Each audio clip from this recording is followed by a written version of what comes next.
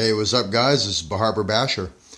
I am doing an update on my Yeti XLX. I have been getting shipments in of parts for this beast, and it's pretty much going to be a brand new build. Other than I will be using the front clip from my old XL because it's a full DHawk dresser. I'm working on getting all the components for the rear to make this a full DHawk dresser.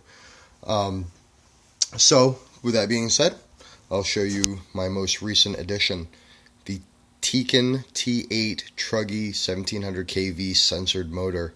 Really excited about using this, guys. It really seems like it's going to be a step in the right direction for me. Along with that, I got the Mamba Monster X censored harness. Not really needed, I don't believe, but I just opened this, guys, and I haven't read the instructions. Once I do, I'll be able to give you guys excellent detail on the orientation and the assembly. And then we got the Mamba Monster X, and this is a censored system from Castle Creations, and it came with, of course, the stickers and a free Castle Link adapter, and, well, a offer code. Sorry about that, guys. And 2 manuals. I was briefly looking through the driver's ed, and it's definitely something that you guys want to look at. The auxiliary wires made for programming on the field, so you can hook up a spare channel on your receiver, and you're able to give your ESC different commands on your driving. And you're also able to go through and just pre-pick default settings. There's a whole list, and also it explains what all the beeps mean. I thought it was just a cool sound, but it's actually telling you the number of cells in your battery. So, yeah, cool stuff. Bypass from Holmes Hobbies. So that also helps out transferring the power to your servo, bypassing your receiver so you're not blowing it up, causing brownouts, glitching, have-nots. Also, I want you guys to pay attention to this. I got the 3mm by 0.50. That's really what makes all this all possible. It really is. That and basic hand tools, guys. You know, I just cutting all this stuff from raw stock. Test samples. I broke one of my taps, so I was sort of out of commission for a little bit. But I'm back up and running. Oh, also, I picked up a 23 tooth from Robinson Racing. They have the best hardened gears that I found. Extra hardened gears. Be careful when you do tighten it up onto your shaft. I actually snapped my 12 tooth because I over tightened it. Just use Loctite. So that's the best thing I can tell you guys. And check this out. Look at the Harbor Basher mod on this thing. Are you shitting me? Is that not one of the baddest ass drone racers you guys have ever effing seen? Yep, it just came off my little kid's toy. That's what that beauty looks like. Harbor Basher mod. I know it's nothing serious, guys, but it looks pretty effing serious to me. What? I don't even know. Yep, got the AT9 and the Fat Sharks, and the Fat Sharks will be going in the Yeti XLX, so that's pretty cool. What I'm doing with the Yeti XLX is I'm using this back battery supply box for just the steering servo. My idea is I'm going to be feeding just my servos raw power from my Beck that's preset from my computer at 7.4, and I will have just the power supply hooked up, but the signal wire coming from my receiver box will give the signal. And luckily I got the TSM Traxxas receiver, so it's got the 2 steering ports, the 2 steering channel ports. So I will be feeding those to both channels. So those will be the only wires coming out will be my signal wires. The rest will be fed from my battery source from my Beck. And what? I'm putting my Beck in a box and closing it off. Not without putting my Castle Creations fan on top of it with a plexiglass cover. That's going to be pretty nice because I was reading in the instructions it should have 5-mile-an-hour winds. That's a possible reason why some people are having problems with them burning up.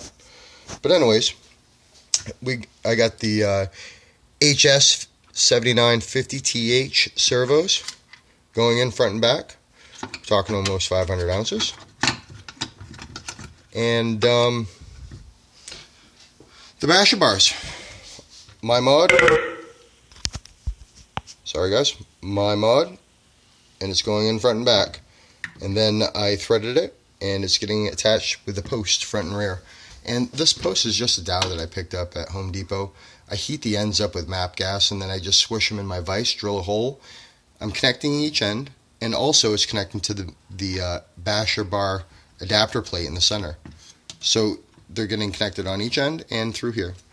And the way it's getting sandwiched is the aluminum's underneath the plastic front clip, and then the spacer is this link that's connected to the shock tower, but they're going to be longer and connect crisscross pattern, so it's really going to tie them in. And then the link connects to there. This has to be removable because of the nodules on the bottom of the bat wing. Sorry, the front clip assembly. Also, the basher bar, you know, it's awesome because when you're putting your front end together, all you do is bolt those two to the basher bar, and then you don't have to Pac-Man the front clip on, because it's a terrible idea and it wastes a lot of time and it's a bunch of bullshit. So no more Pac-Man, just bolted to the basher bar. On my test run when I first put in my 20 tooth, you could see me take tumbles at 40-50 miles an hour. I forgot to put the other 4 screws in, but they're only into the bat wing that's plastic, so I mean, what good are they anyways? I still use them, of course, but I didn't have to, and I took a flip and it survived with those 2 screws and didn't even know it. Anyways, this is also getting tied together, each end with the bars on each side, getting adapted, getting screwed down into these plates that are running through. And then there's also a bottom plate, and you can see I honed out the tub. The tub is the exact same thickness as my plate. A little modification where the transmission goes, no big problems there, just sand it down. Here's my template, and here's my raw stock, and I'm going to cut it with a jigsaw, with a wood blade, and then I'm going to shape it and put it in there, and then this is going to bolt to the bottom of this. And then after this is bolted, well, it's more like this, after this is bolted to the bottom of this, then it's going to be eased down, and then it's going to be bolted up through the bottom, tapped into this plate. But what's it getting tapped through? It's getting tapped through a Kevlar plate that's going along the whole bottom of the assembly and leveling it off to the top of this brim. Once that brim is leveled off, it will be receiving a basher rail plate, a rail grinder plate, so we can do some rail grinds at the skateboard park. And it's gonna be screwed in on both sides, attaching my front clip to my front clip, and a Kevlar bottom that's already bolted and attached through there. And then also these pins are going to go through here to lock that in. Also these steps right here are going to be tied in with some Kevlar. And also, you know guys, I'm just like that. That plate's getting bolted in through there before the Kevlar. The Kevlar goes on, the basher grinder plate, the pins through here. Also, I am making an aluminum. There's a, I'm screwing down through here into the aluminum, up through the bottom once with the aluminum, and then also I'm putting a backer plate on the back of this plastic spot on my battery box that I left behind, and that's going to sandwich all that together with adhesives. That's all tapped through with a Kevlar plate, with the basher rail grinder, with the barber basher, front and rear basher bars connected with the side rails, tapped into this. I mean, I don't know, with adhesives. You guys can be critical about it, but I think it's going to be bulletproof. Plus, you guys don't even know what else I got in stock. I just might be taking the front end